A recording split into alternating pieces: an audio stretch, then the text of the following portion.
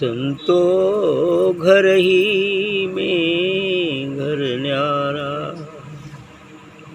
संतो घर ही में घर न्यारा, साधो घर ही में घर न्यारा। पिंड ब्रह्मांड तहाँ कछु नाही, निरालंब निर्धारा। पिंड ब्रह्मांड वहाँ कछु नाही, निरालंब निर्धारा।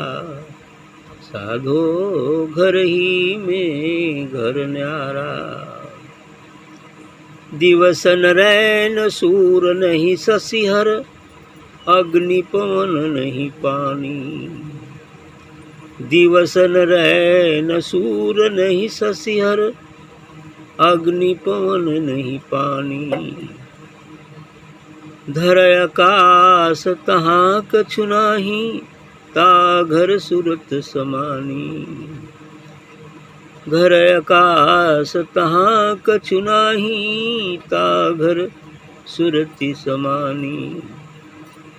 वेद पुराण शब्द नहीं पहुँचे, वेद पुराण शब्द नहीं पहुँचे। मन ही मन में जाना, मन ही मन में जाना। उल्टा पंथी मीन कमारग, शून्य ही शून्य पयाना। उल्टा पंथी मीन कमारग, शून्य ही शून्य पयाना। आदि नयंत मध्यता नाही, आदि नयंत मध्यता नाही। उत्पत्ति प्रलय न होई, तीनहु गुण ते यगमय गोचरी। चौथा पद है सोई। वाह। उल्टा पंथी आदि अनंत मध्यता नाही, उत्पत्ति प्रलय न होई। तीनहु गुण ते अगमय गोचर, चौथा पद है सोई। अलख निरंजन है अविनाशी, आप आप अकेला। अलख निरंजन है अविनाशी, आप ही आप अकेला। दादू दास जाई तहाँ किया, दादू दास जाई तहाँ किया। जीव ब्रह्म सो मेला, दादू दास जाई तहाँ किया।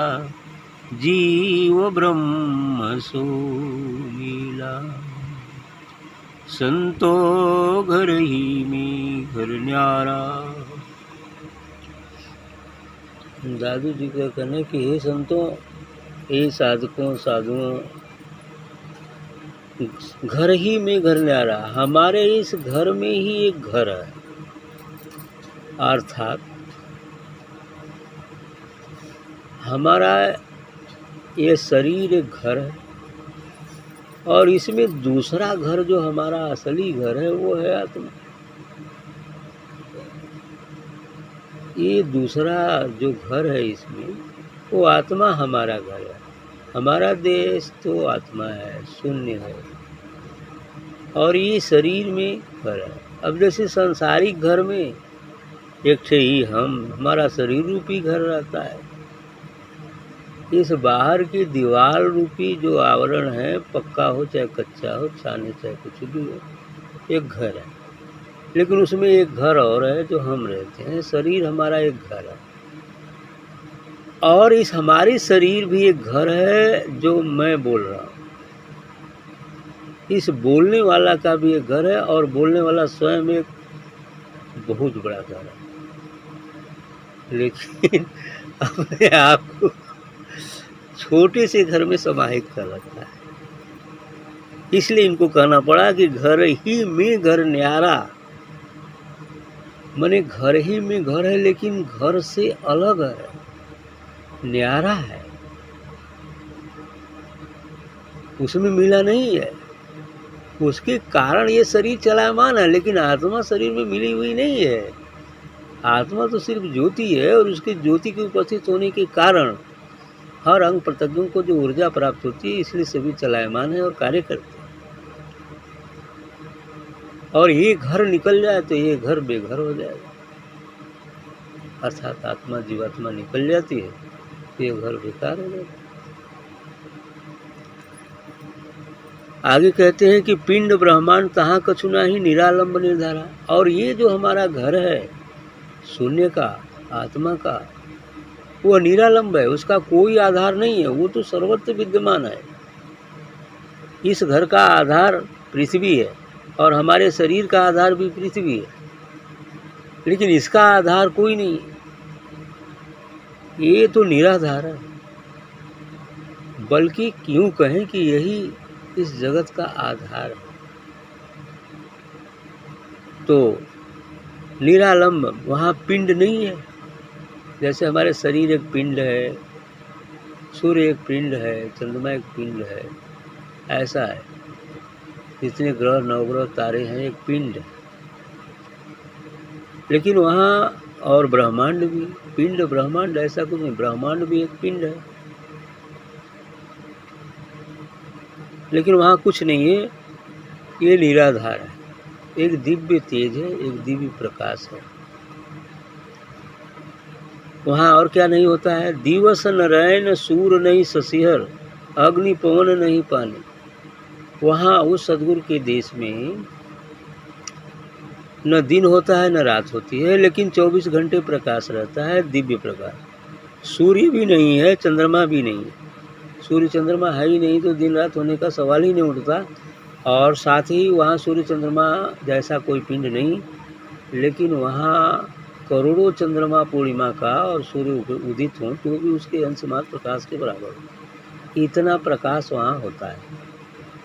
और उसमें जो मुक्त हंस आत्माएं हैं, जो मुक्त प्रात आत्माएं हैं, 20 सूर्यों के बराबर प्रकाश लेकर वहाँ घूमती रहती हैं, इधर से उधर उधर से उधर, और उस परमानंद, उस अमृत का आनंद की स्थिति है वहाँ। तो दिवस न रैन सूर नहीं ससिहर, अग्नि पवन नहीं पानी। वहाँ अग्नि पवन ऐसा कुछ भी नहीं। घर आकाश तहाँ कछु नाही, ताघर सूरत समाने। कह वहाँ धर अधर माने आकाश भी वहाँ नहीं है, ये आकाश भी वहाँ नहीं, आकाश भी नहीं है। तहाँ कछु नाही, ताघर सूरत समाने। उस घर में हमारी आत्मा समा जाए। सूरती अर्थात ध्यान के माध्यम से हम अपनी सूरती को वहाँ समाहित करते रहें, और आयु पूरी होने पर शरीर का परित्याग कर हम उसी में विलीन हो जाते। ये स्थिति है। ताघर सूरत समाने, उस घर में सूरत जाकर समाती है। वेद पुराण शब्द नहीं पहुँचे, मन ही मन में जाना। का यहाँ वेद भी नहीं पहुँच सकता, पुराण, जो भी शब्द कहे जाते हैं उनकी पहुँच नहीं है। वो शब्दातीत है, शब्द से परे है। शब्द तो मात्र संकेत करने के एक माध्यम है, न कि शब्द सत्य है। शब्द से केवल एक इशारा किया जाता है कि क्या है, बस एक संकेत मात्र है। शब्द नहीं पहुँचे, मन ही मन में जाना। मन ही नहीं, मन भी नहीं है, यानी ये आत्मा ही आत्मा का साक्षात्कार है, आत्मा पर ही परमात्मा का साक्षात्कार है, मन भी वहाँ नहीं। उल्टा पंथी मीन का मार्ग, शून्य ही शून्य पे आना। हाँ, बिल्कुल सही। लेकिन ये मार्ग उलट कर चलना पड़ता है। बाहर मन चाहे जितना घूमो, कुछ भी होने वाला नहीं है। मार्ग उलट कर अंदर में प्रवेश करो। अंदर में जब प्रविष्ट होती है और हम सुषुम्ना के माध्यम से आगे बढ़ते हैं, तब अर्थात ध्यान के माध्यम से जब हम आगे बढ़ते हैं तो हमारे सभी कुंडलियाँ जागृत होती जाती हैं, और जागरण के साथ हमारा विवेक बढ़ता जाता है, विवेक बढ़ता जाता है, धीरे धीरे हम आगे बढ़ जाते हैं। ये उल्टा मार्ग है, मीन का मार्ग है, उल्टा मार्ग। मछली हमेशा उल्टे मार्ग पर चलती है, उसी तरह से ये मीन मार्ग है। जब साधना पथ में हम चलते हैं तो जो प्रकाश प्राप्त होता है, जो अनुभव हमें प्राप्त होता है, तो उसको देखकर हम ऊपर की ओर चढ़ते जाते हैं। अंदर में प्रवेश के बाद फिर अंड में जाएंगे, अंड के बाद ब्रह्मांड में, फिर ये जो है सहस्रार में जाएंगे। इसके बाद धीरे धीरे उधर ही को जाते हैं, जबकि उधर से इधर आती है धारा, वहाँ से धारा नीचे की तरफ इस मृत्युलोक में आई और जीव जगत की रचना किया है। अब उस धारा को उलट करके हमें उधर उल्टा मुख जाना है। अब उल्टा मुख जाएंगे तभी मंजिल पर पहुँचेंगे, वरना यदि इधर की धारा में बस जाए तो और नीचे ही चल के चले जाएंगे, नीचे ही चल के चले जाएंगे। और जब इसको उल्टा करके सीधे आगे बढ़ेंगे तो हम संसार जो है और जो है तिरछी के बाद शून्य में जाएंगे। इसीलिए अंत में इन्होंने कहा कि उल्टा पंथी मीन का मार्ग शून्य ही शून्य पे आना, अर्थात तो शून्य होने के बाद ही शून्य में प्रयाण करते हैं, यानी ये शून्य ही शून्य में जाकर मिलता है। अर्थात जब शून्य होते हैं तो यह आत्मा अपने निस्वरूप का बोध कर पाती है, और फिर आगे इस बोध के बाद महाशून्य की भी स्थिति है, जहाँ जाकर हम उस निर्वाण, उस अनाम का बोध करते हैं। उल्टा पंथी मीन का मार्ग शून्य ही शून्य समाना, ये शून्य ही शून्य में समाता है। अर्थात जब हम शून्य होते हैं, बेदेह होते हैं, तभी हमें असली देह अर्थात आत्मदेह, अर्थात अपने निस्वरूप का बोध होता है, और हम वो महाकारण शरीर को धारण करते हैं। ठीक है, ये स्थिति है, यानी आत्मा को में अवस्थित होती है। आदि न अंत मध्यतः ना ही उत्पत्ति प्रलय न होई, और उस स्थान पर न उसका आदि है न अंत है, मध्य भी कहीं नहीं है, पता नहीं चलता। वो अनंत है, बेशुमार है, उसका न आदि है न अंत है, न कहीं मध्य ही पता चलता है। वो तो वह परमात्मा एक ऐसा वृत्त है जिसकी परिधि का कोई पता नहीं, लेकिन केंद्र हर जगह है। वह उस महाजल प्लावन के सदृश है, जिसमें समस्त अंड ब्रह्मांड विलीन हो गए, और उसकी सतह पर सर्वत्र जल ही जल है, और उसकी सतह पर एक छोटी तरंग, लहर की कौन कहे, एक छोटी सी तरंग भी नहीं है। अर्थात वह परमात्मा उस नूर का महासागर है, महासागर है, जिसमें समस्त अंड ब्रह्मांड विलीन हो चुके हैं। अब केवल प्रकाश ही प्रकाश है, जिसकी कोई सीमा भी नहीं है, अनंत की स्थिति हो जाए। वहाँ कोई उत्पत्ति प्रलय भी नहीं होता। अरे उत्पत्ति प्रलय तो इस संसार में होता है, ब्रह्मांड में होता है।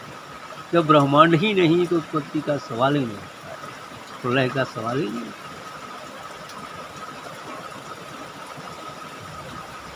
आदि अनंत मध्यता नहीं उत्पत्ति प्रलय न हुई, तीन गुण थे अगम गोचर। ये तीन गुण, सतोगुण, रजोगुण, तमोगुण, जो गुण बताए गए हैं, इन तीनों गुणों से परे वह गुणातीत अवस्था है, त्रिगुणातीत अवस्था है। उस अवस्था में जाना होगा जहाँ तीनों गुण शांत हो, सतो रजो तमो, अर्थात शून्य की अवस्था में।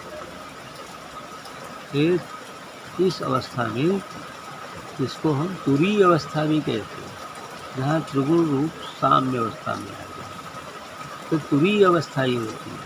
लेकिन पंचम अवस्था, ये तुरीय अवस्था भी शून्य की अवस्था है। पंचम स्थिति तो तुरीयातीत अवस्था होती है, जो उस अनाम और निर्वाण अर्थात महाशून्य, भंवर गुफा के परे।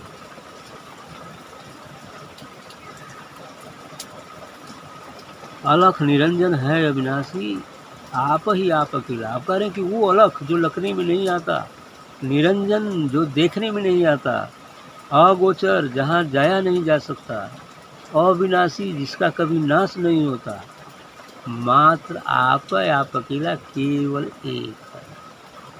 एको ब्रह्म द्वितीयो नास्ति। मैं एक हूँ, अनेक हो गया किस्म का। तो वह केवल ज्योति स्वरूपा मात्र एक है, बाकी सभी चीजें उसी के द्वारा उत्पन्न। ब्रह्मा विष्णु महेश, आत्मा, आद्या शक्ति तथा इनके द्वारा बनाए गए समस्त अंड ब्रह्मांड तथा ये समस्त जीव जगत सब उसी एक सत्ता, क्योंकि महाप्रलय में सबका नाश होने के बाद बस यही अनंत सत्ता ही शेष है। ये है लीला। दादू दास जाय तहाँ किया, जीव ब्रह्म सो मिला। अंतिम बात कहते हैं दादू दास जी कि यह जो जीव अभी बंधन में था, साधना सत्संग के माध्यम से इस निर्वाण में पहुंचकर उस परम पिता से मेल कर लिया। अब हो गया काम, यानी बूंद सागर में मिल गई, महासागर में मिल गई। ये स्थिति आ गई। यही इस साधना और अध्यात्म का लक्ष्य है, अंतिम लक्ष्य यही। और यहाँ तक जो पहुँचा वही पूर्ण है और वही संत है।